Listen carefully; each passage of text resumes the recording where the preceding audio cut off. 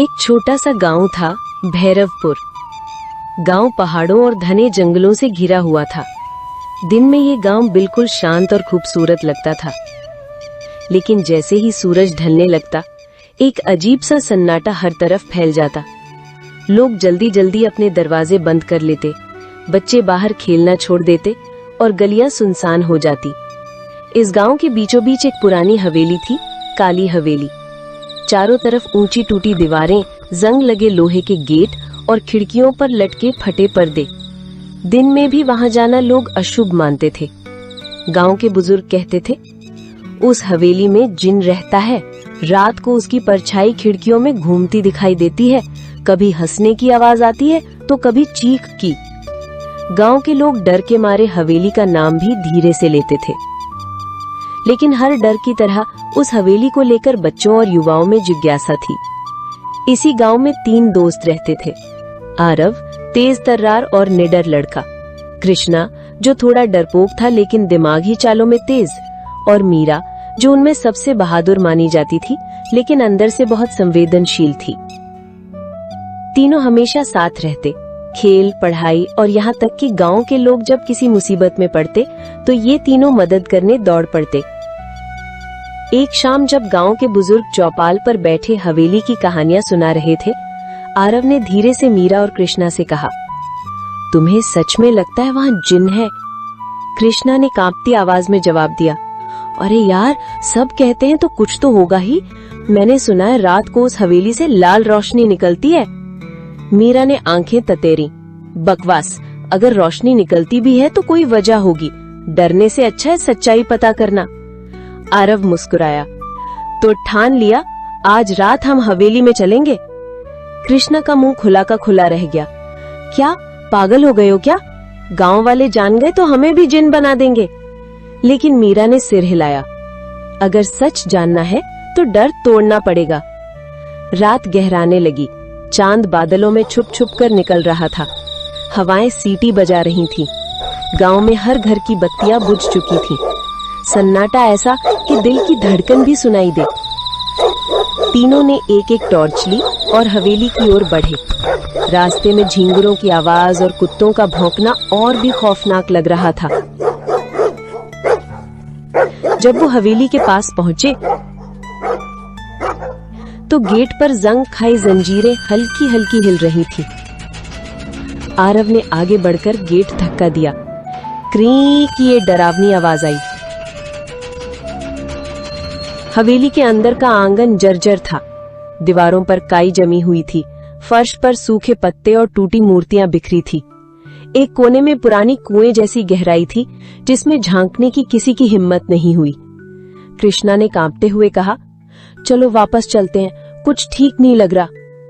लेकिन तभी एक खिड़की का टूटा पर्दा अपने आप हिलने लगा। अंदर से हल्की रोशनी झिलमिलाई। मीरा ने धीरे से फुसफुसाया, देखा, मैंने कहा था ना, यहाँ कुछ है। आरव ने टॉर्च उस खिड़की पर डाली। रोशनी के बीच में मानो कोई परछाई हिलती दिखी। कृष्णा ने डर के मारे आरव का हाथ पकड़ लिया। कोई है अंदर? तीनों धीरे धीरे अंदर बढ़े। गलियारे में जाते ही धूल उड़ने लगी। छत से मकड़ी के जाले लटक रहे थे। टॉर्च की रोशनी जैसे ही दीवार पर पड़ी, वहां पुरानी पेंटिंग्स दिखाई दी, अजीब चेहरों वाली, बड़ी आंखों और रहस्यमयी मुस्कान के साथ।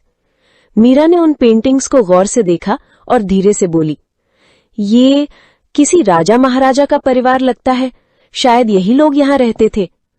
अचानक पीछे से ठक ठक ठक की आवाज आई, जैसे कोई लकड़ी पर धीरे धीरे चल रहा हो।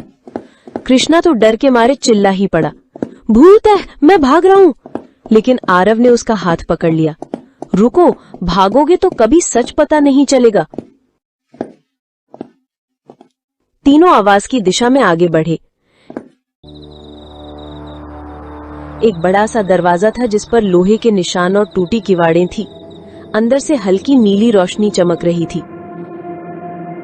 मीरा ने दरवाजा धक्का दिया। अंदर का कमरा बड़ा था। बीचों बीच एक पुरानी मेज जिस पर मोमबत्तियां जली हुई थी, लेकिन वहां कोई था नहीं।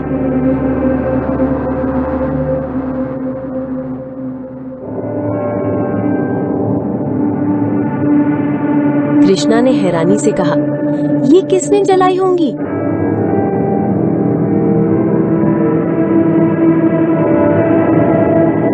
आरव ने टॉर्च से चारों तरफ देखा। अचानक उसने देखा एक कोने में जमीन पर अजीब से चिन्ह बने हुए थे, जैसे किसी ने लाल रंग से गोले और आकृतियां खींची हो। मीरा धीरे धीरे पास गई। ये साधारण नहीं है, ये किसी तरह का तांत्रिक चिन्ह लगता है।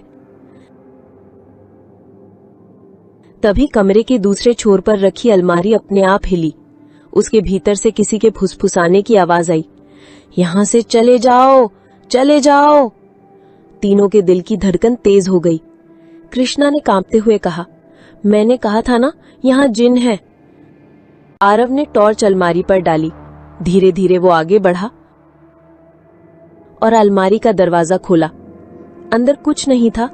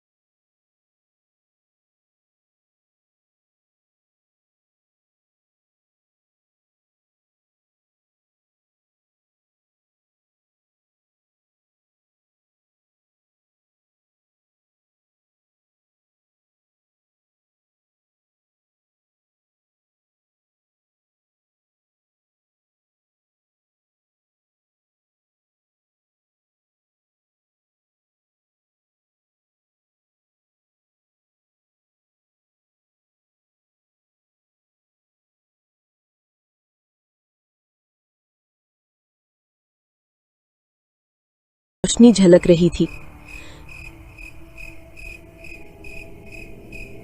कृष्णा बुरी तरह कांप रहा था। मुझे अच्छा नहीं लग रहा, ये लाल रोशनी, ये वही जिन की निशानी है। आरव और मीरा आगे बढ़े। दरवाजे पर पहुंचकर उन्होंने कान लगाया। अंदर से किसी के मंत्र जप जैसी आवाज आ रही थी। मीरा ने गहरी सांस ली और धीरे से दरवाजा धक्का दिया। दरवाजा खुला तो सामने का नजारा देखकर तीनों के कदम ठिठक गए। कमरे के बीचों बीच एक पुराना लकड़ी का मेज था, जिस पर लाल रंग के धागे और पीली मिट्टी से बने छोटे छोटे घेराव थे। चारों तरफ पुरानी तांत्रिक किताबें बिखरी पड़ी थीं। दीवारों पर किसी ने कोयले से अजीब अजीब आकृतियां बना रखी थीं, इंसानी चेहरों जैसी मगर टेढ़ी मेढ़ी। कमरे की हवा भारी और दम घोंटू लग रही थी। टॉर्च की रोशनी हिलते ही परछाइयां डरावनी बनकर फैल जाती। कृष्णा ने कांपते हुए कहा, ये सब वही तांत्रिक की चीजें हैं, हमें यहाँ से तुरंत निकल जाना चाहिए। मीरा ने धीमे स्वर में जवाब दिया, नहीं कृष्णा, यही जगह सच का राज बताएगी। आरव आगे बढ़ा और एक पुरानी किताब उठाई। उसके पन्ने लगभग सड़ चुके थे, लेकिन कुछ शब्द अब भी पढ़े जा सकते थे। उसमें लिखा था, हवेली के नीचे एक गुप्त तहखाना है, वही मेरी शक्ति का केंद्र है। जो भी वहां पहुंचेगा वो जान पाएगा कि मृत्यु और जीवन की सीमा कहाँ टूटती है। आरव ने किताब बंद की और गहरी आवाज में बोला, तो तहखाना असली जगह है, यही वो स्थान होगा जहां सारा रहस्य छुपा है। मीरा ने सिर हिलाया, हमें उसे ढूंढना होगा। कमरे की तलाशी लेने पर उन्हें जमीन पर एक कोना हल्का सा उभरा हुआ दिखा। धूल हटाने पर वहां एक लोहे की अंगूठी जड़ी हुई थी। आरव ने ताकत लगाकर उसे खींचा तो फर्श के पत्थर हिलने लगे और धीरे धीरे एक गुप्त दरवाजा खुला। नीचे अंधेरी सीढ़ियां जा रही थीं। कृष्णा ने घबराकर कहा, नहीं, मैं नीचे नहीं जाऊंगा, ये वही जगह है जहां से लोग गायब हुए होंगे। आरव ने उसके कंधे पर हाथ रखा।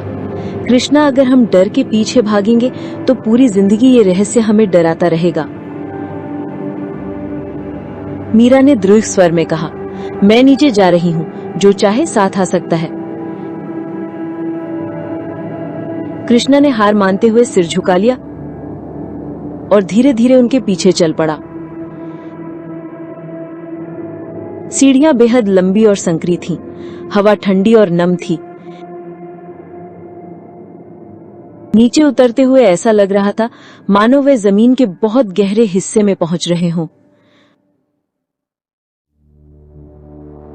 आखिरकार वो एक बड़े कमरे में पहुंचे। कमरा गोल था।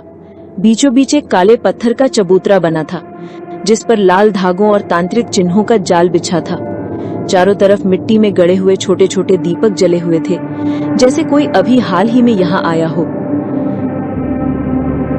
मीरा ने आश्चर्य से कहा, ये सब अभी का है, इसका मतलब यहाँ कोई आता है। आरव ने गंभीरता से चारों ओर देखा।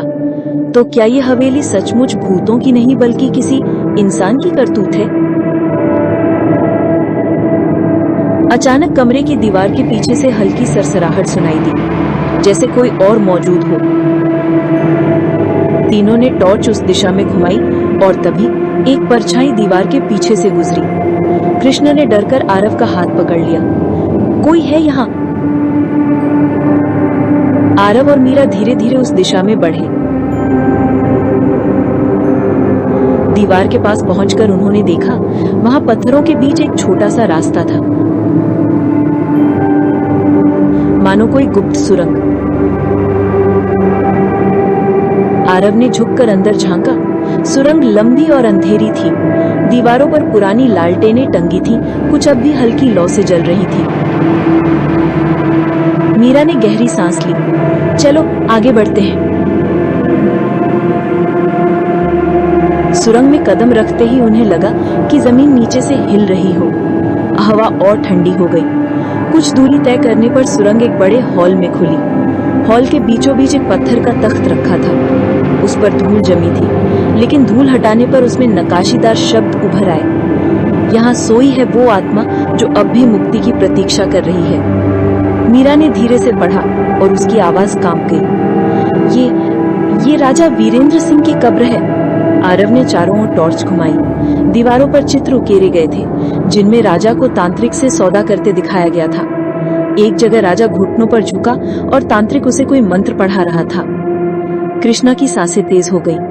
तो ये सब सच है, हवेली शापित है। लेकिन तभी हॉल के भीतर अचानक ठंडी हवा का झोंका चला। दीपक अपने आप बुझने लगे। तख्त पर हल्की रोशनी चमकी और फिर एक भारी गूंजती हुई आवाज गूंजी। कौन है जो मेरे श्राप को जगाने आया है? मीरा और कृष्णा डर से पीछे हट गए, लेकिन आरव अपनी जगह डटा रहा। उसने दृढ़ स्वर में कहा, हम सच जानने आए हैं। अगर तुम्हारी आत्मा कैद है तो हमें बताओ, तुम्हें मुक्ति कैसे मिलेगी? कुछ क्षण सन्नाटा रहा, फिर वही आवाज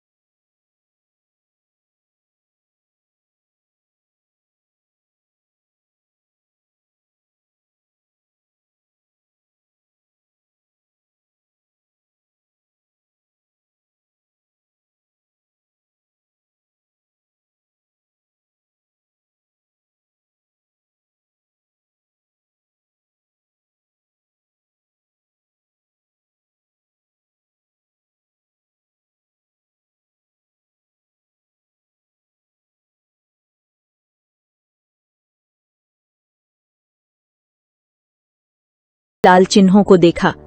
मीरा ने जल्दी से लकड़ी का टुकड़ा उठाया और उन्हें मिटाने लगी। आरव और कृष्णा भी मदद करने लगे।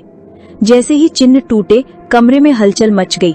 हवेली की दीवारें हिलने लगी, खिड़कियों से आती लाल रोशनी धीरे धीरे मिटने लगी। अचानक तहखाने से वही भारी आवाज आई, धन्यवाद, मेरी आत्मा अब मुक्त है। और इसके साथ ही सब कुछ शांत हो गया। तीनों थके पसीने से लथपथ खड़े रहे। उन्होंने एक दूसरे को देखा।